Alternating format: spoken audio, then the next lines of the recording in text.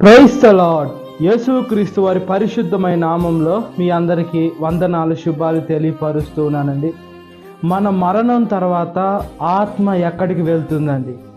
ఆత్మ ఎవరైతే మన నాసికా రంధ్రంలో జీవాత్మ ఊదారో ఆయన దగ్గరికి వెళ్తుంది. ఆయన ఎవరంటే ఆది కాండం మనం చూసుకున్నప్పుడు ఆదాంని అవ్వని సృష్టించింది మనం చూస్తే మనకు అర్థమవుతుందంటే యేసుక్రీస్తు వారి దగ్గరికి మన ఆత్మ వెళ్ళాలి. అయితే మనం ఈ లోకంలో అదే పొరపాట్లు మనం చేస్తూ ఉంటే నరకంలోకి వెళ్ళిపోతాం.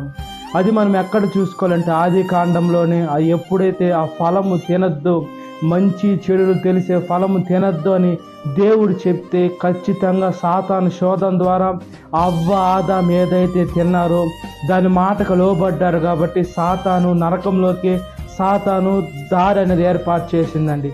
2024 సంవత్సరాలకు ముందు యేసుక్రీస్తు వారు ఈ లోకానికి వచ్చి ఆయన రక్తాన్ని చిందించి పరలోకానికి వెళ్ళేదానికి ఆయన మార్గం సిద్ధపరిచారండి. అంటే మంచి ఉంది, చెడు ఉంది. మనం ఈ లోకంలో ఏది వినాలి? మంచి మార్గం అంటే దేవుని మార్గం, సత్య మార్గం, నిత్య మార్గం, న్యాయమైన మార్గం. తప్పు ఉంటే తప్పు అని చెప్పాలా, కరెక్ట్ ఉంటే కరెక్ట్ అని చెప్పాలా, నీతి అయినా మన యేసుని మనం విశ్వసించాలా. అదేవిధంగా సాతాను మార్గం, చెడు మార్గం అంటే తప్పైన కరెక్ట్ అని చెప్తుంది, అబద్ధాలు చెప్తుంది. మనల్ని మనం మోసం చేసుకుంటాం. దేవుడు వెక్కిరించబడడండి. మనం అబద్ధాలు చెప్తే నన్ను ఎవరు చూడటం లేదు, దేవుడు అయితే అసలు వినటం లేదు.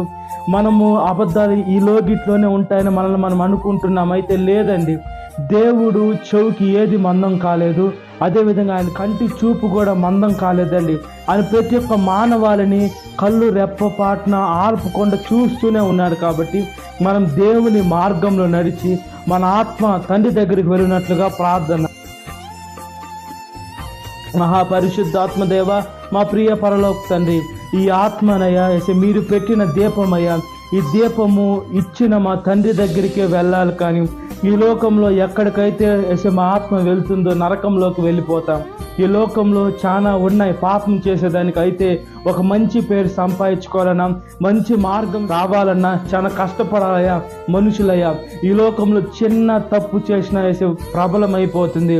ఒక మంచి కార్యం చేసినా కూడా ప్రబలం కాదు. ఏమంటే మనుషుల్లో పాజిటివ్ అనేది లేదు కదా, నెగిటివ్ అనేది ఉందయ్యా.